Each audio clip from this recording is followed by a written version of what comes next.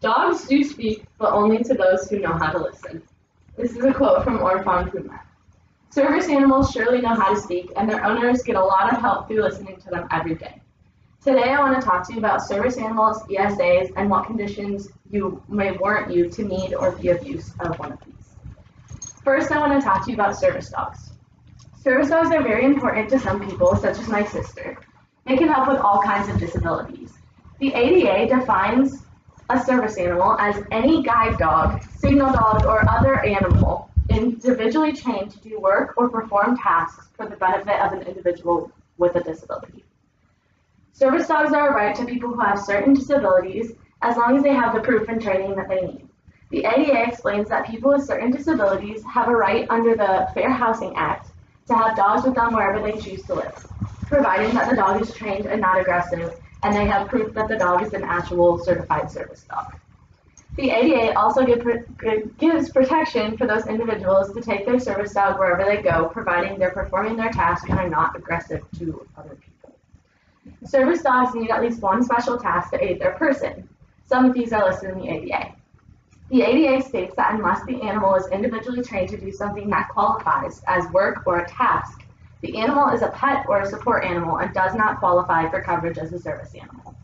Some of these tasks are assisting individuals who are blind or have low vision with navigation and other tasks, alerting individuals who are deaf or hard of hearing to the presence of people or sounds, providing nonviolent protection or rescue work, alerting individuals to the presence of allergens, pulling wheelchairs, retrieving items such as medicine or the telephone, providing physical support and assistance with balance and stability to individuals with mobility disabilities, and helping persons with psychiatric and neurological disabilities by preventing or interrupting impulsive or destructive behaviors.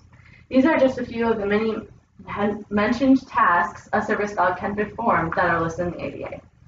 Service dogs have the right to live with you anywhere, as well as travel with you where normal household dogs may not be allowed. As stated in the ADA, individuals with disabilities will continue to be able to use their service dogs as they go about their daily activities. This is only covered by the ADA if the dog is a properly trained service animal who performs a task that's specific to their handler's disability. Service dog handlers are also covered by the Fair Housing Act to have their animals in their homes with them. And my visual aid is a service dog vest that I actually have. It's from my sister who has a service dog. I use it on my ESA. And all service dogs, when they go out in public, have to have a vest that alerts that they are a service dog so that the people will know not to pet them or approach them.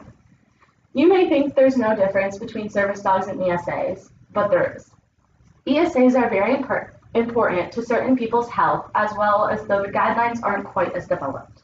According to the ESA, a pet or a support animal may be able to discern that the individual is in distress, but it is what the animal is trained to do in response to this awareness that distinguishes a service animal from an observant pet or a support animal.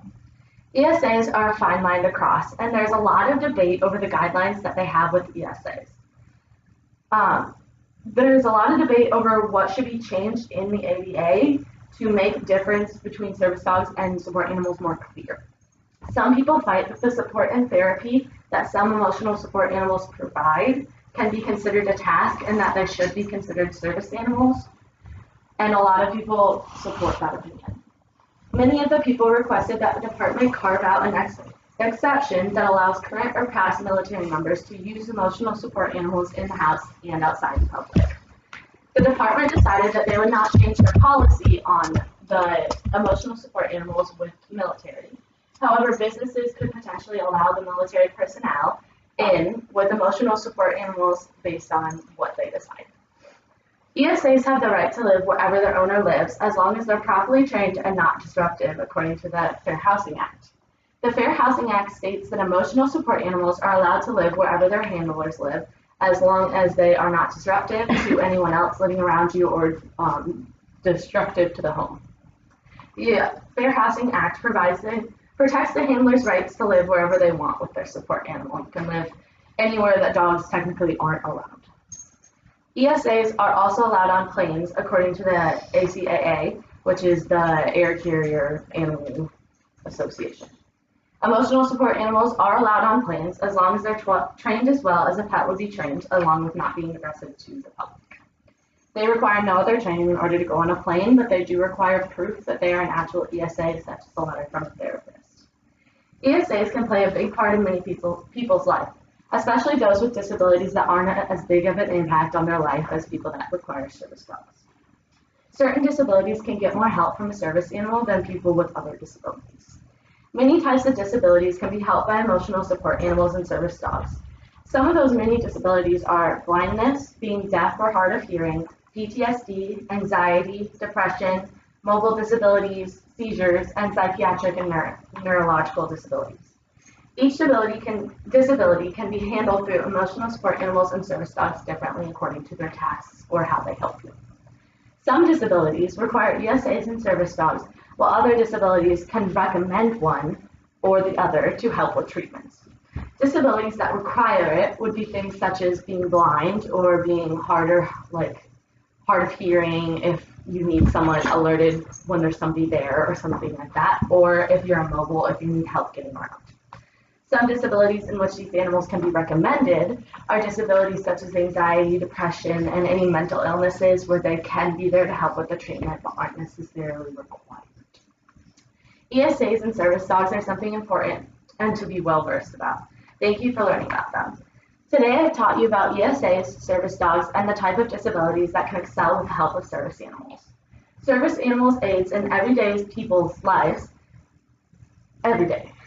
Service animals aid in people's lives every day.